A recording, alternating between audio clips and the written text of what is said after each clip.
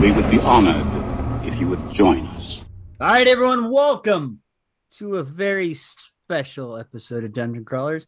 Though you are listening to this now, know that we recorded this episode. While we are talking in this very moment, it is Star Wars Day, May the 4th.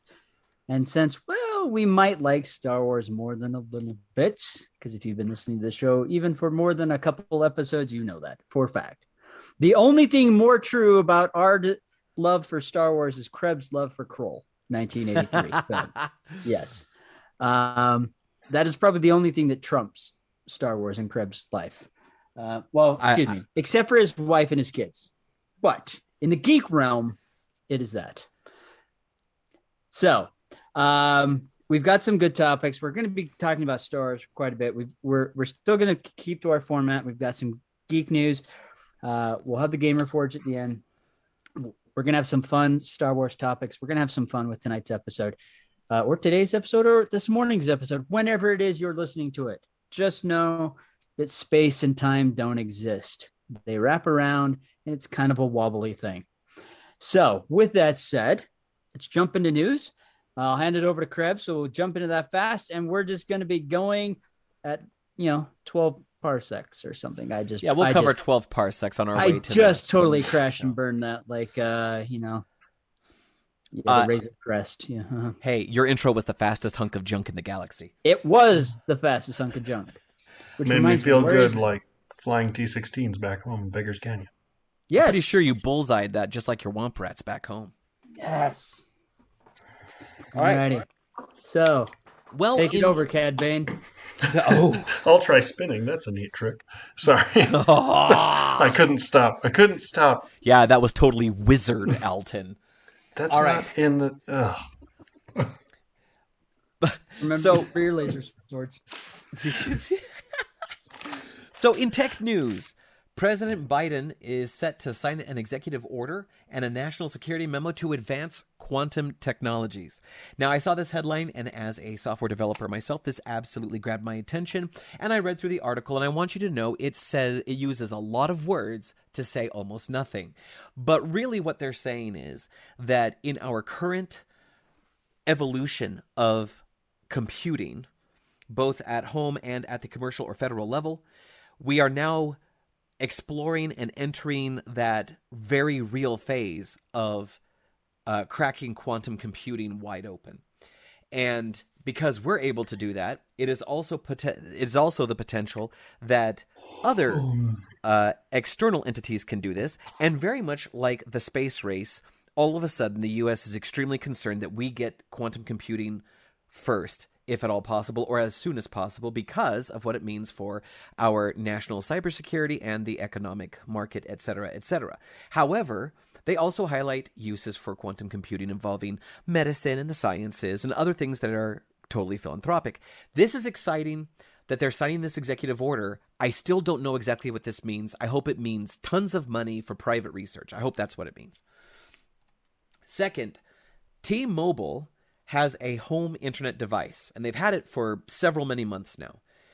But they're trying to get it into more homes, and so they started a program where you can try the T-Mobile at-home internet device for free up to 15 days. Now, typically what this means is that you'll go in, you'll pay for it. It's like $50, which is not that bad. You get the device, you get it home, you set it up, you have 2 weeks to try it.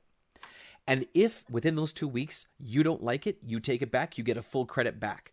So this is important. I actually did try this device when I was looking for an improvement in my internet service provider situation. And I will tell you that for me, it did not work at the time. It didn't work for what I needed, but it is a 5G device. And if you only have a couple of streaming devices in your home, or if you live solo or with a partner, there is a strong possibility that this device could meet your needs. So for 2 weeks, give it a try and see what you think. And then finally, because it is Star Wars Day, okay, so Hasbro has announced one of my all-time favorite things. They are reproducing in their original scale and detail the 1970s, 1980s action figures for Star Wars. This includes the cheesy, hard-to-explain, slide-out lightsaber blade that is mostly thick until it gets to the end when it has a tiny wisp for some reason. But it has that in its exact replicated likeness, including the little vinyl capes and coats on the different characters. They are doing a Stormtrooper, Darth Vader, Luke Skywalker, Princess Leia, Chewbacca, and Han Solo as one pack, and they'll be doing at least one pack per movie. Well, isn't that the original, what they did for the very first one? They had that original pack where it was empty, and then you had a coupon to send in because they didn't have them made yet. I think that's correct. It's probably based on that. When I was collecting these figures, I never had the empty box. I always just got the single bubble packs. Yep. And I still have many of those to this day. Not in great condition because I played with them as a child would, but I still have them and I still love them. And I'm glad that I played with still them. had all mine. There was nothing more cool than flipping that little tab over and then sliding that lightsaber. Right? Because I mean, now you buy the figures and the lightsaber is just already extended and you put it in their hand. Sometimes you get one that like you get like a hilt with no blade and a hilt with a blade, so you can swap them in and out. Yeah. But in fact, actually, the Return of the Jedi, the original 1983 Return of the Jedi Luke action figure, his lightsaber was a separate entity. It was not a sliding. It wasn't a sliding weapon. That was the first time they did it. Also, interestingly enough, 1983 is when they released Kroll. Go ahead, Alton. What is your news? Well, seeing as how I am basically the resident armchair lawyer, I'm just going to pontificate for a moment, if I can, on the state of the weird situation down by way of Disney in Florida. So for those of you who haven't heard about this, which I'd be very surprised if you haven't heard at least something or other, there was some unpleasantness between Governor DeSantis of Florida and the head of Disney, Bob Chapek. Disney or I should back up a little bit. There was a law passed in Florida, colloquially called the Don't Say Gay bill. At first, Disney remained relatively silent. They started having walkouts and other major problems, attendance issues, etc. And so they issued some statements saying that they felt that it was wrong, that it needed to be repealed, and saying that they were pausing all financial donations, political donations in the state of Florida. Mr. DeSantis took deep umbrage to this, allegedly. The trick being that there's some amount of alleging that, no, we're not actually targeting Disney. We're just targeting all of the special districts that were incorporated before 1968, which is 6 districts out of the over 1,000 that exist, the special districts, that is. But for those of you who don't know, Disney World is a massive, massive property, way bigger than what is developed for guests. Is it big? It's pretty darn big. And as part of that, there's a lot of infrastructure that needs to exist. It also happens to straddle 2 counties, which would make a lot of that quite complicated. So back in 1967, Walt Disney Corporation went and worked with the state of Florida to create a special district called the Reedy Creek Improvement District, which functions as a de facto county, but reports directly to the state. It made it so that Disney could privately fund all of that infrastructure, make sure that there was a way that they could move through approvals quickly and easily, but it also took tax burden off of the residents of the state who would be paying for a lot of infrastructure into the middle of a huge amount of private land. Fast forward to now. Governor DeSantis and the Republicans of the Florida Senate put together some bills in a special session that are trying to revoke the special status of that district, essentially reverting it to the state and county organizations. This is problematic for a few reasons. The first is there are already laws on the books that say that the majority of people within of representatives of a special district must vote to dissolve their district in order for it to be dissolved, even by legislative action. But beyond that, Disney, like pretty much every other government on the planet, has funded the vast majority of the public works in the Reedy Creek Improvement District by bonds. If the district is dissolved outright, all of those bonds would revert to the state level. This is over $1 billion in bonds outstanding. The estimates are saying that for the residents of Florida, taxes would increase somewhere between $600 and $1,000, Yipes. which is substantial. But the other thing that's important to note there is that the Reedy Creek Improvement District, even though it is a governmental entity, is backed by Disney, the good faith and credit of Disney, which means that if there was any reason that those bonds would default, Disney would normally be on the hook for that. And so there's a degree of reporting that has to go onto their balance sheets that shows that they are liable if those things default. Essentially, it's saying, hey, Disney, have $1 billion on us. We're going to bill everybody in the state $600 to $1,000 a year more to make up for it. So, and we might not actually be able to do it. And if it does actually go through at the tail end of next year, both Orange and Osceola counties have the authority to appoint their own special district anyway. There's a lot of weirdness. The biggest thing to take away from all this is that it is primarily political theater. You're not actually sticking it to anybody except the citizens of Florida by going through this action. And if there is something else that is actually sticking it to Disney here, I have yet to see it, find it, hear about it, read about it.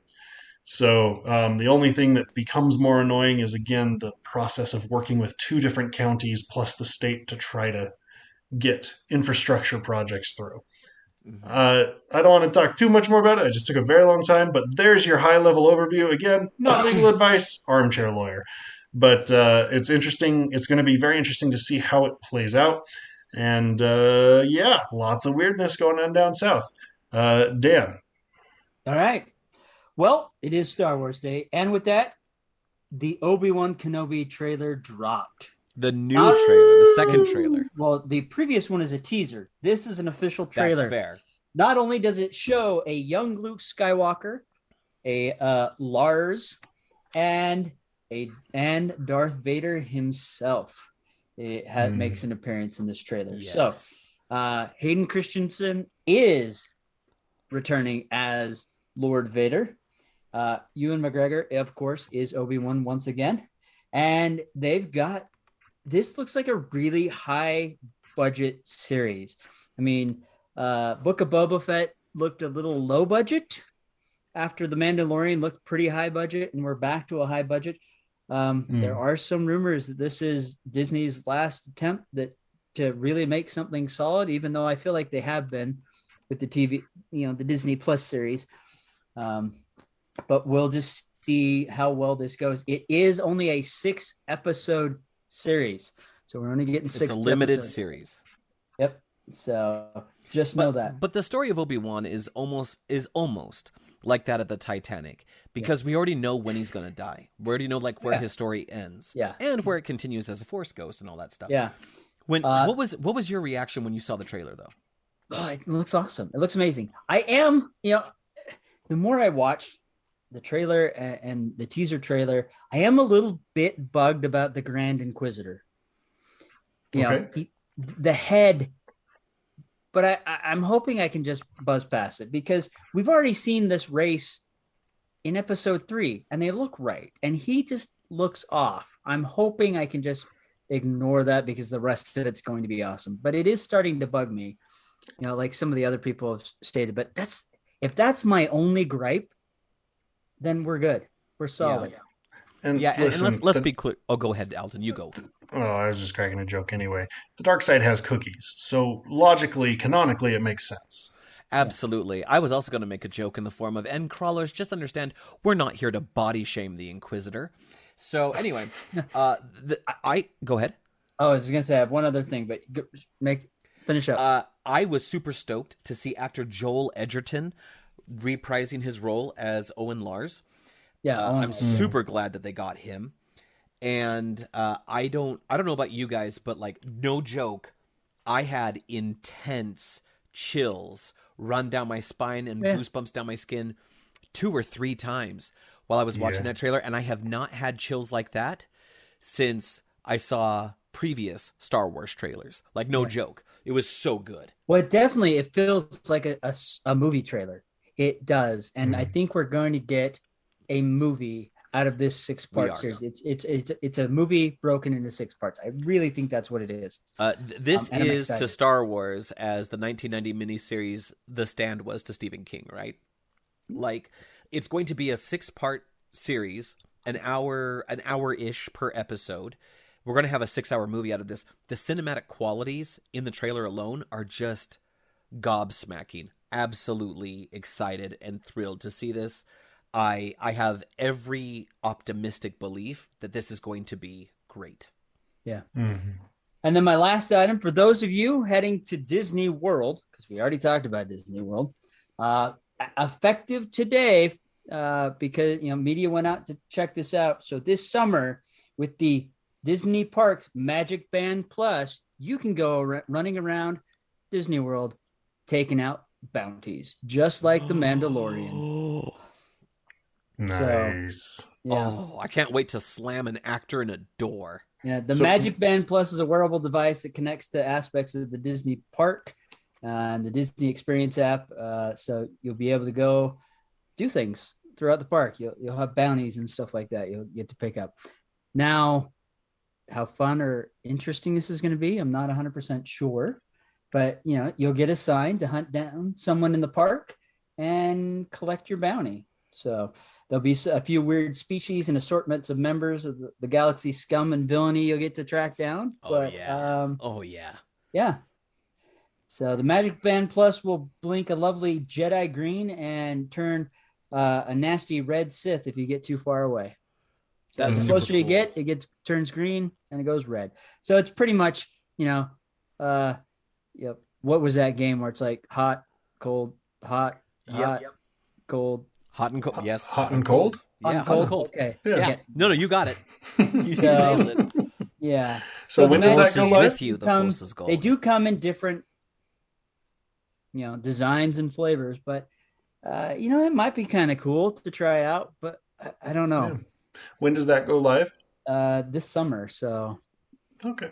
effective as of Memorial Weekend. So Fantastic. yeah, Cool. and the more bounties you collect, the higher the rank you get. So you start out as a rookie. Yeah. Got to catch them all. Yeah, but the thing that just kind of reading through this, the one thing that is a little annoying is to get a new mission, you have to go back to the guild job board. So is that a virtual job board? Because you'd think it would be, considering it's Star Wars. And considering the size of the park, Yeah, or is it a physical place? So I don't know. It doesn't really say much on there beyond that. But well, here's hoping they integrate with the already pretty well done mobile app. Yeah. The mobile But- app for Bot 2. yeah, so the original bands costed $30, so they don't know if the price is going to increase on those because now you have this new feature. So As somebody who's very interested in modding themselves, I've long contemplated getting a Magic Band implanted in my hand. Love Yeah. it. And it's actually pretty interesting. That's a whole other side quest to this episode. But I once had a student who had an RFID implanted in his wrist, and then he synced it to his student security badge to get into the closed campus. And so he just waved his wrist wherever he had to go, and that's how he got in. yeah, the Magic Band tech is actually complicated, but it's really, really cool. It enables a lot of really cool things around the parks. And definitely encourage people to go check it out. Especially, it sounds like this could be an upgrade to the already existing stuff within the datapad. So, Yeah. yeah, Awesome. Part of Hasbro's live stream for May the 4th. They're releasing a Black Series Obi-Wan lightsaber, which is a replica of the one being used in the new Yep. Disney Plus series. So. I did see a picture for that. And the truth is, I will not be able to collect every lightsaber until I'm a wealthy, wealthy man. Yeah. But once I'm a wealthy, wealthy man, I will collect every lightsaber. Yes. So Yep. there it is. There's our news, folks. Yeah. Fantastic. All You right. know, Go ahead. May the 4th is a wonderful, wonderful day. And I think that we should probably talk about some May the 4th stuff today. Yes. I did want to share one more thing from my work today that made me Oh. very excited. Oh, Because we may or may not have launched a series of dice inspired by Space Wizards, but not legally inspired by for legal purposes, not inspired by any official canonical thing. They're really, really cool. And I've got a set for each of you that I'm going to bring by. But they have been going gangbusters. I just got a message. So we might be running out, which I don't feel super bad about. They're That really is nice. awesome. That's cool. I want an official Space Wizards set. Something like that. It was a good time. We anyway, but yeah, May the 4th is a beautiful, beautiful day. A day of remembrance, of care, of life, of being together. And with that, we've got to do something really, really neat. Mr. Krebs, why don't you introduce us? So today I challenged each of my co-hosts here to come up with a prompt to discuss some aspect of Star Wars, and we do not know what each other's prompts are at this time. My prompt for you, my favorite gentleman, I am not as well read as either of you two. I'm just not. I'm a slower reader, and I didn't read as much when I should have, so I'm just not as well read. But in the 90s, I found, read, and fell in love with the Timothy Zahn continuation trilogy. As I understand it, those books were based on George Lucas's original treatment for episodes 7, 8, and 9. Very different than what we got in recent history, of course. But I've often wondered and even fantasized about how would we make those into a movie. Imagine for a moment that we have been tasked with casting a new trilogy, a new 7, 8, and 9, based entirely on the Timothy Zahn novels. We are asked to use current actors to fill in the roles of Luke, Leia, Han, Lando, and of course, Admiral Thrawn. So, think about it for a moment. Who would you cast in the roles of those 5 individuals? So, Lando automatically Donald Glover. I think that's low-hanging fruit, and I can totally get behind It that. is Yeah. low-hanging fruit. He's already played him. He did a fantastic So suave. trail of him. I mean, voice and everything. Spot same- on. I think we also know where we land on Luke Skywalker. Sebastian Stan. Sebastian Stan, 1,000,000%. Yeah. Yeah. He looks like him. Now this is where we have to deviate from who's been casted. I was not a fan of who they casted for Han in Solo. I thought he did an acceptable job. I thought he did an okay job. He did a decent job. I don't feel like he was Han Solo, and I know that those are big pants to take over from Harrison Ford. I admit that fully, but this is where I struggled with it, because if I remember my math right and the storyline, Han Solo is only 5 years younger than Anakin Skywalker. He is reasonably older I seem than to Luke and remember that's Leia. the case. Yeah, I didn't realize that, to be honest. Let me just double check. Age Han Solo compared to Anakin. Age. I mean, it would kind of make sense based on the timeline of what we're seeing at the end of Solo with Maul. That's going to be at least 3 years from Maul's death, plus 5 years of age. Oh, wait a Would minute. put Han at like 16, 17. That seems about right. So what are we saying in terms of Nope. age? No, I'm looking at this. So Han is 10 years older than the twins. So I have this backwards. So so that makes it so they're 18. So he's 28. Mm-hmm. Okay. So that would put him, So we need someone who's like closer to 40 by this time. and then Anakin is 41. Mm-hmm. Let's see. So in episode 4, Anakin is 41. Okay. So I was wrong on the age. He's still That's okay. significantly older. Yeah. Mm-hmm.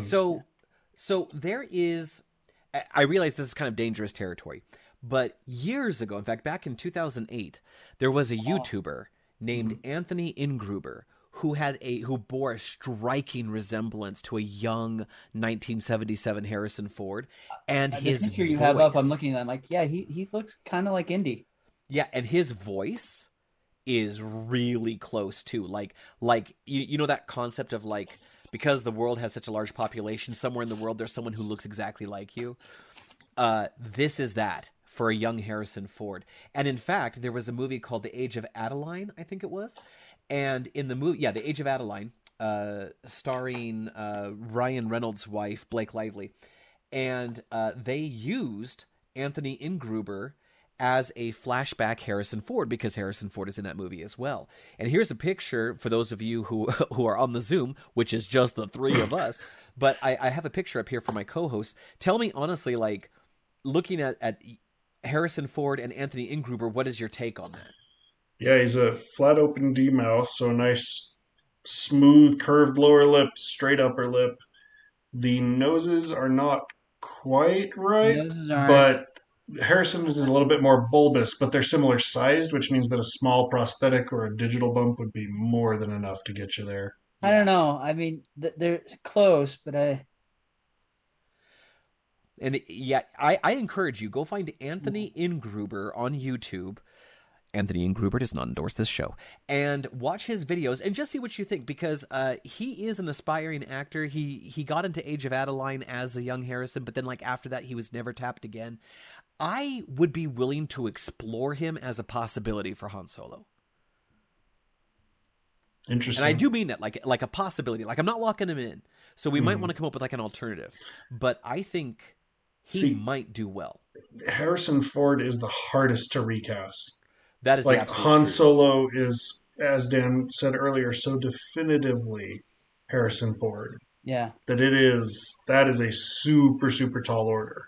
But I Yeah. will say I do have a very popular name who I think would make a really good Thrawn. Oh, I've got two options I've got depending a on our couple. timeline. So, So- real quick, I'm going to jump back. So I found Mhm. the official thing. So There we go. Anakin is 9 years older than Han. Anakin is 9 years older than Han, And 10 years older Anakin- than the twins. and- That lines up. Yeah, that makes sense. Yeah, that lines up. Yeah. So, okay. So go with your Thrawn. Okay, so I've got two options. One, if we are wanting somebody who looks a little more aged under the mask, I do think that Ian McKellen could play a really good Thrawn Not as a traditional character actor who is really good at the fundamentals of delivering deep drama. If you've never seen his lecture on how to present Othello, do so. It is amazing. But the other one who is very popular, and I know that the initial instinct may be to reject him, but I think would make an excellent Thrawn, is Benedict Cumberbatch. That's actually on my list. I really hate shoehorning Cumberbatch into so many things just because he's Cumberbatch. But in this case, I think that it would be an excellent match. I don't blame you for those. I'm going to suggest a couple of others as So alternatives. I have one more. So I have Go ahead. two. Go ahead, Daniel. So Benedict was my number 2. Mhm. My number 1 that I would cast would be Wayne Pingram, that played Scorpius in Farscape. Oh, what an excellent choice. Because he's got the very definitive cheekbones and lined up. I have to look him up right now because I'm kind of curious what his age is these days. Well, I mean, and he's who they had in Revenge of the Sith at the very end as what's his freaking name? Tarkin. Is Tarkin. We just need to put some He's blue the one makeup who on. stood in for Tarkin? Yeah. I didn't In think it was him. I thought it was episode somebody 3. else. No, it was him for episode 3. Well, crap. But for the Rogue One, it was someone different. Yeah. Wayne Pygram. Yeah, Yeah. there he is. If you And you look know- at his face structure, he's got those very definitive cheekbones and everything that we see in all the images of Thrawn. Put some blue makeup on him, and I think he'd do very well because So- he has that villain persona. That's not wrong. I think my only concern is that he's going to turn 63 this year, so he's in his 60s, but that's not terrible. No. And I think he's a good candidate. I like that choice. But see, the thing is we don't know Thrawn's true age. And because they are Chiss, they could be long lived. And if he's still in decent shape, which it looks like he's continuing He to might be, be. Yeah. I think that it could work. I could get behind that. I like him as an actor anyway, and I'd love to see him get more work, period. Do you guys have any other suggestions for Thrawn? Because I have a couple I want to throw out. Sure. Let's hear him. All right. So, my first pick is Jason Isaacs, who played Father Malfoy in Harry Potter. That would be an awesome choice, too. I agree. I think he would slay that role. He is the voice of the Grand Inquisitor in Rebels. So, yeah, he could totally do that. I did not know that. See, here's my problem: is I've never seen the Rebel cartoons. I've never seen the Clone Wars cartoons. I need to catch up, and I just haven't done it. Yeah. Jason Isaacs was the voice of the Grand Inquisitor in Rebels. See, I'm just generally garbage at actors. So, and again, he has the face, he has the persona. He definitely could do that. And the other person I would suggest for this, and I still think I like Jason Isaacs better, but in terms of pulling off that like imperious regal aspect, the all-knowing sort of like imposing presence, I think Joseph Fiennes, not Ray Fiennes. Ray Fiennes played Voldemort. Joseph Fiennes played Will Shakespeare in the movie Shakespeare in Love, and we haven't seen him in many things in recent history, but he is a stellar, poignant actor. And I think that if Jason Isaacs turned it down, Joseph Fiennes might be the next person I tap to see what he can do. All right, so that takes care of Luke, Lando, potentially Han, although we should probably revisit that if we have time. And we have several suggestions for Thrawn. What about Leia? Zendaya, of course. Who? Zendaya. I don't have an answer. Oh, Zendaya. They just keep kind of like shoehorning her into A films. Fine, Han will be played by Hugh Jackman, and Han will be played by Zac Efron. Yeah. Here's the thing though, okay? Like, she's actually not a bad actress. It's just no. She's they a great keep actress. like trying to put her in for star power instead of actually like harnessing her. It was one of the things that was disappointing to me about Dune was it was like they kept whipping that horse of she's in it, and then it was like you got and then she's barely 6 lines. But that's what the next movie is for. And you know what? Again, I don't know if everyone agrees with me on this, and I mean no offense to anyone with this opinion, but I'm trying to find actors that, as much as is possible, faithfully recreate what we saw in the original trilogy, so that we can carry the characters forward. I think a good choice would be Catherine Tabor. Catherine Tabor. What do we know her in? What is she? Well. Is that with a C or a K? It's with a C. So she did the voice for Padme Amidala in Clone Wars, but she looks like she'd be great.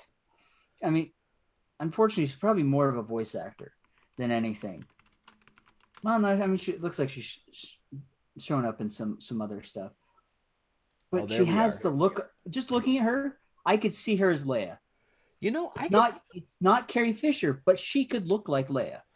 I don't disagree with you on this one. Like, looking at her headshots and stuff right now, she might be able to pull that off. I mean, she's not just a voice actor. Here's a picture of her, obviously, on the show or something. But, I'm starting to see that she's done other things. But and that's probably why she jumps out at me. That's not a bad one, and that's not someone I would have thought of because I just didn't know who she was. Yeah. This might be a tad on the nose, but what do you think of Natalie Portman? Problem with Natalie Portman doing, she's already played Padme. I know. So and that's Leia's mom. Yeah, I wouldn't want to bring her back in. Keira Knightley? Sorry. I could go with either. No, you're fine. I could go with either Keira or Natalie with a little bit of facial prosthetics to kind of make the features match a little better without being campy, but just like bring it a little closer, a little rounder jawline, that sort of thing. Mm-hmm. I'm trying to think of anybody else who might carry that same gravitas that Carrie Fisher did. I would love to see Millie Bobby Brown in that role, except she's just too young. She's just too young. Oh, shoot. I think Millie Bobby Brown could if she would be a good choice. I mean, she's not too young. She's 18 now. That's the same age Carrie Fisher was. Well, true, but now we're like past Return of the Jedi. Yeah, she's pregnant for the first time. She's married to Han. Oh yeah, and plus you got Sebastian Stan playing Luke. So so we got to keep them in line. They wouldn't match very well. So if the voicing was right, how would you feel about Helen Hunt? No, I think she's just too old now. Yeah. Oh. I think she's just too old now. I can't do Helen. What would Carrie say to that, Josh? Oh, she'd call me a misogynist and a pig, and then we'd laugh and she'd slap me and we'd laugh again. And then I'd be like, watch out for my birthday. That's when you die. Anyway. I forgot about that. I'm sorry, Krebs. She died on my birthday. I'm digging up deep harm here, deep pain. Oof. Yeah. It's all good. May she lovingly rest in peace, and I mean that. Oh, you know what? Hang on. I'm going to look up another actress just really quick. If you guys can think of anyone else, you let me know. This one's going to be probably the hardest one, to be honest. Because it is extremely hard. She's an irreplaceable element. Yeah. I mean, a lot of these actors are. I mean, because that's all we've seen these characters as. And that's why... I mean, I think that's why Disney's struggling the way they are with trying to make additional films in that realm, because these characters, we've seen comics and books, and all we've seen is Harrison Ford's face when it's been when it's been Han Solo on a comic book cover, on the book cover. So, yeah. And beyond that, it was just such lightning in a bottle. Anyway, like really unknown actors, generally with very distinct personalities coming through their characters. Yeah, it makes it hard. It does. I didn't realize this is who it was, but because I was thinking of like, Velma from live action Scooby Doo. Oh yeah, and it's Linda Cardellini. She could do it. And she, for those who don't know, Linda Cardellini played Hawkeye's wife in the Avengers films and in Hawkeye, the show. Yeah. So no, she could. I think she could pull off a Leia. I will say she's aged a bit now, but put her next to Sebastian Stan, little bit of glamour makeup on her, not that much actually. She's a beautiful woman, and I think she could make an amazing Leia. Yeah. All right. So it sounds like Sebastian Stan, Linda Cardellini, Donald Glover, and we're not really sure about Han yet, but we were talking about Anthony Ingruber, and I don't think we had anybody else for that. And then we had like a 6-pack of actors for Thrawn. Okay. What if we did Michael Fassbender for Han? What if we did Michael Fassbender for Thrawn? We're trying to go to Han, and you keep throwing more people on the You keep Han choosing pile. great villains. I know. He could. Well, really it's because we need a scoundrel, right? So you know what? Okay, Michael Fassbender. Let's think about this seriously for a second as Han. Maybe because he's an amazing actor. I could see him. The problem is, can he pull off the snark? It's really hard to wait. What about Kurt Russell's son, who played Wyatt Russell? Yeah, the one who played like the. Well, that would actually be funny because Kurt Russell was gonna play Han, and then he got passed over for Harrison Ford. Or I forget who. Or Clint Eastwood's son would be a good choice. Ooh, I like Clint Eastwood's sons better. Yeah. So okay, all right. So I think we have a couple of options. So let's move Michael Fassbender to Thrawn, and then we'll put Clint Eastwood's son in for I Han. think I like him best for that. I think I like him best for Han. Yeah. Oh, dang, guys. All right. Well, good job. Okay. We took up a ton of time with that prompt. I'm so sorry. But that was a good one. And of course, folks at home, play our home game. Who do you think we missed, that we passed on, that we should definitely consider for the casting of Luke, Leia, Han, Lando, and Thrawn, if we were to make the Timothy Zahn trilogy? All right. My prompt is over. I took way too much time for that. I'm going to toss it over to Alton. Alton, my buddy, what Star Wars question weighs heavy on your mind? Yeah, so, not really weighs heavy, but just something that's been keeping me a little nostalgic recently. I've been really enjoying the new Lego Star Wars Oh, game I'm so envious. a lot. It is super, super, super ambitious and comes with a whole bunch of weird glitches, but they did a couple of things really right. Um, but hand in hand with that, this is also the last game that's going to be produced under the exclusive license with this video game studio. The studio has handled all of the Lego games, um, and is now going to have non-exclusivity. So, what I wanted to ask is, what are your favorite tongue-in-cheek interpretations of Star Wars? Like the Lego Star Wars games and the Lego Star Wars movies and the TV show and etc. It can be something specific or it can be something more general. That is a great Mr. question. Dan?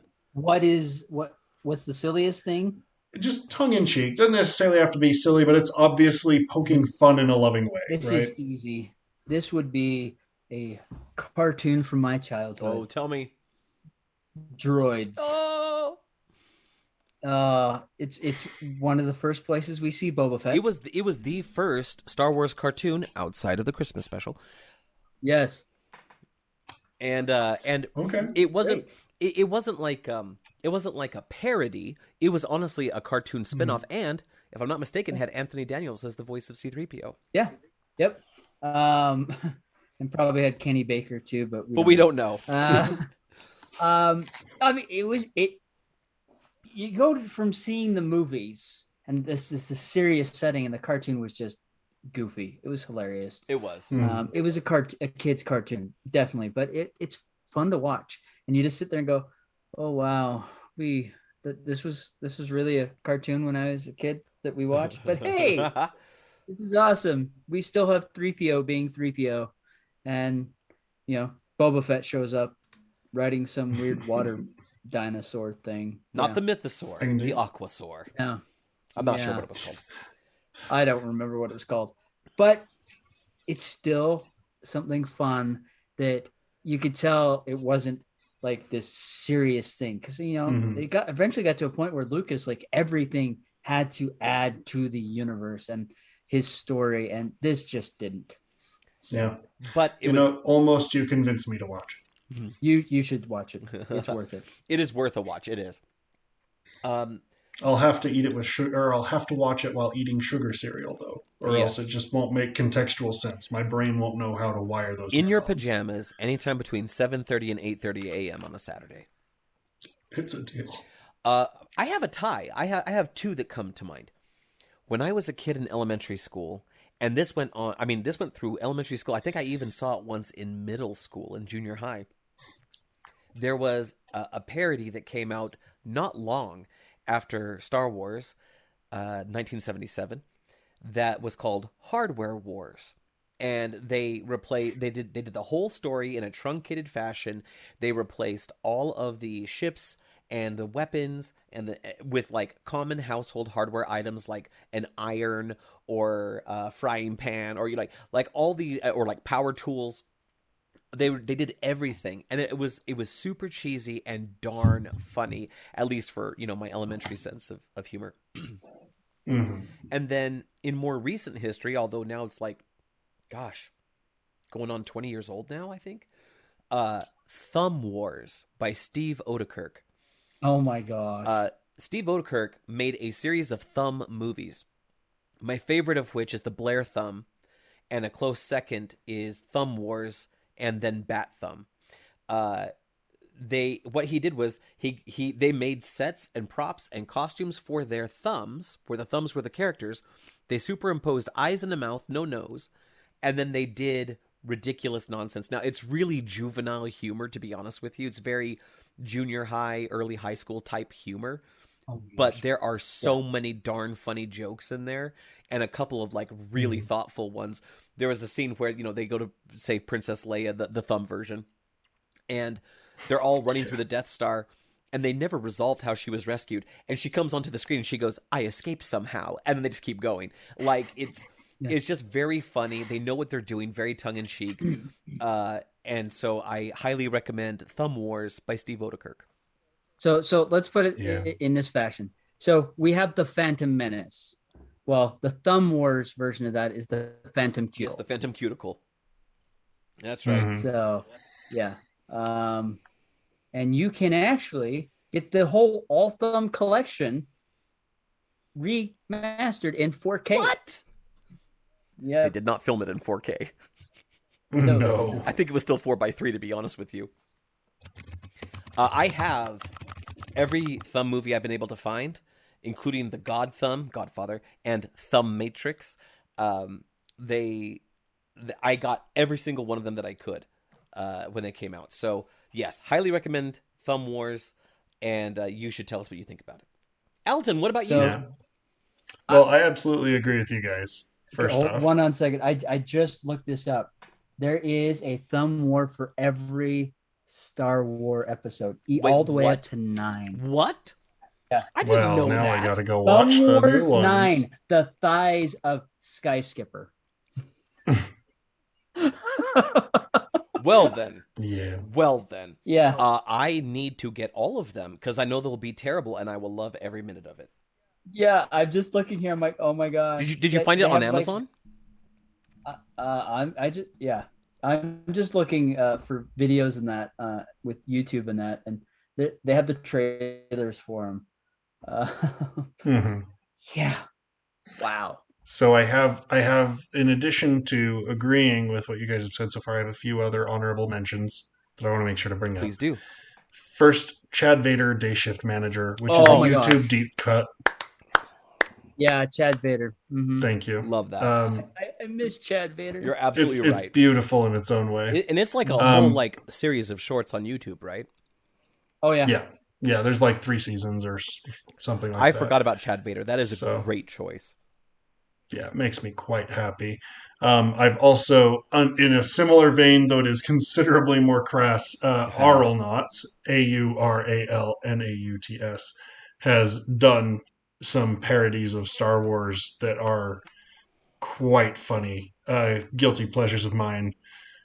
Similarly, there's a few different TV shows that have done their own parodies that I've really liked. The Phineas and Ferb interpretation of Star Wars was excellent. I absolutely love it.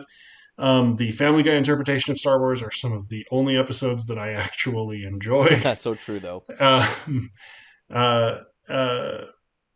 But the one that will always take it home for me, that is its own beautiful kind of guilty pleasure, are the Robot Chicken episodes, which I know is like a very pop answer, No. but they're funny. Dude, if it's And they get me. that is the right answer. If they're hilarious and they get you, then that is the right answer for this prompt. So yeah, but all of those things are things that I would highly recommend checking out. And worst comes to worst, if you really just want to poke fun at it, there's always Spaceballs. So, Classic. Mr. Dan, we don't have a ton of time left. But was there something that was on your mind? As long as we can go to ludicrous speed now. Let's go Plaid. Yes. They've gone to Plaid. I'm going to make mine pretty simple because we don't have a lot of time. So it's really simple. If you were to be a character, not a specific character, but a class of character in the Star Wars universe, what would you be? Would it be a Jedi, a Sith, a bounty hunter, a scoundrel, a mercenary, a politician, some punk living on the streets? That's a good question. What? A low-ranking member of Zerka Corp. Yeah, or a Genosian, not a queen, but what would it be? A separatist? Ooh. There's so many options because it is a vast galaxy. And what planet would you reside on? That's all good questions. So for me, the question of where I would reside is actually easy to resolve. Funnily enough, we were talking about this before the show, and most importantly, I don't particularly like Episode 8 for many reasons that we've discussed many times. There are a lot of easy ways that I could see to fix Episode 8 and Episode 9 into something that could be even better than what it is. That could be more meaningful to the franchise and not just be directors catfighting with each other. in my opinion. Again, it's maybe a little harsh to say it that way, but it's how I'm feeling. However, as I've been playing through the Lego Star Wars game, which I've really been enjoying, they have a whole open world level set on Cantonica, which is where Canto Bight, the casino in Episode 8, is. And I gotta say, they set the whole thing at night, and you wander these beautiful tall streets. And up until I played Lego Star Wars, my answer would have been Naboo, but now it's Cantonica. As long as it was some interpretation of what we see in Lego Star Wars. Hand in hand with that, though, I really love the idea of being part of the Jedi Order, but I would want to be a light side or gray Force user who was not a Jedi. I like that. I think that there are some advantages there that help keep life in a little bit more balance, but that also enable some really interesting adventures to happen all on their own. I like Mr. Krebs? I like that a ton. I have two thoughts. And to be honest with you, like, I think for me personally, I've always wanted to be a Jedi, much like Jedi Luke as opposed to Jedi Yoda, right? But I feel like I should stretch myself on this a little bit more. And so I was thinking about possibly being a Force sensitive fighter pilot for the Rebellion. I realize that means I will most likely get blown up at some point, but I would love to fly an X-Wing, an A-Wing. I would love to, don't give me a B-Wing, but if you do, okay, fine, whatever. But I would love to go into dogfights with Force sensitivity and with that sort of like brash, the brash, boastful attitude that most fighter pilots have to a certain degree, right?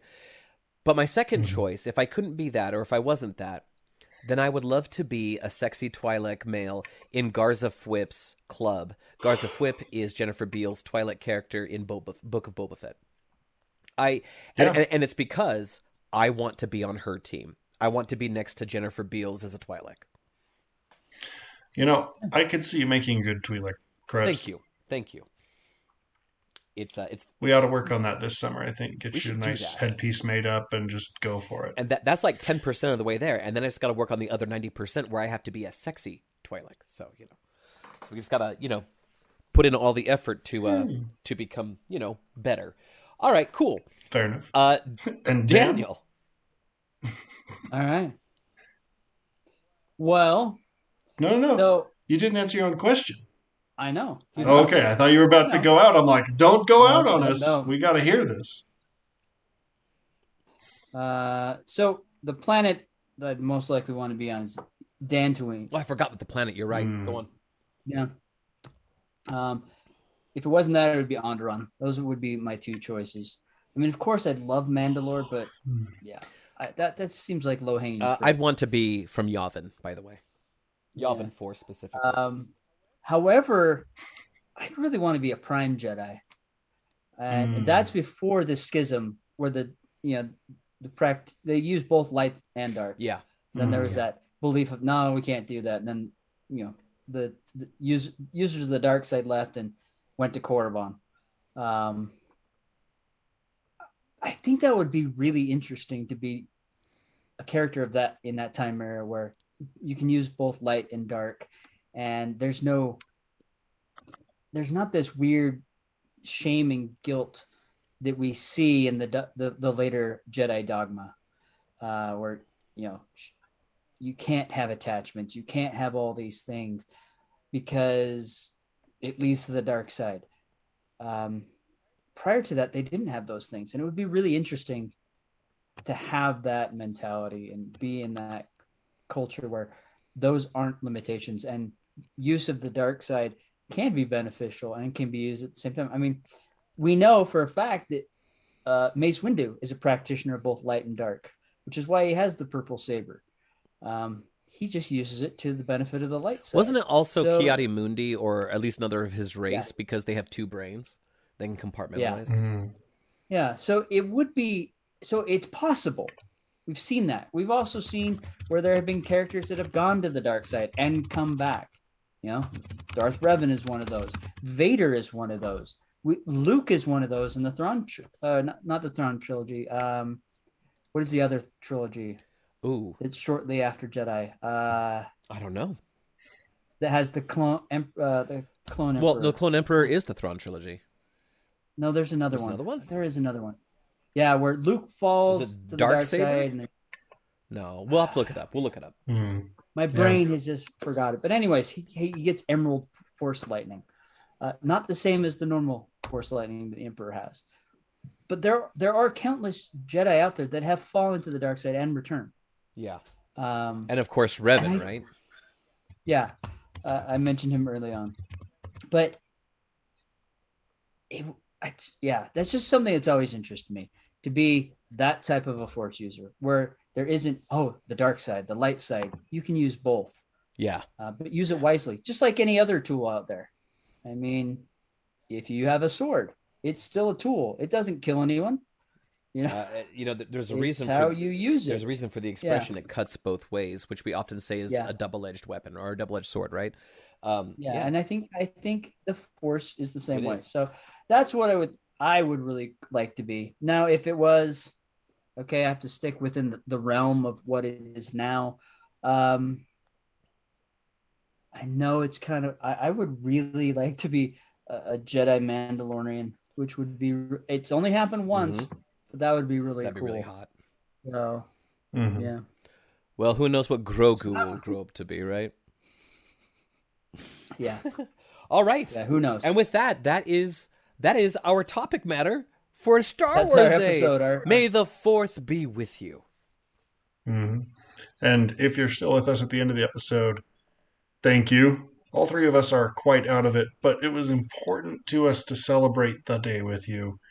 Star Wars is so important to us, and we know it's important to many of you too, so thank you for being with us. Also, there is an important shout out that I meant to throw at the beginning of the episode. I totally spaced it, which is appropriate for May the 4th.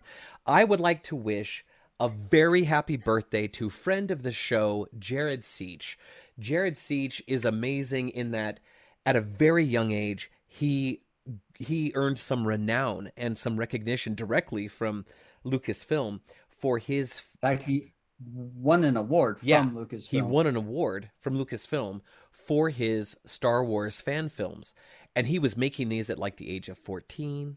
And he was very successful in that endeavor. And coincidentally, if not, via destiny, he was born on May the 4th.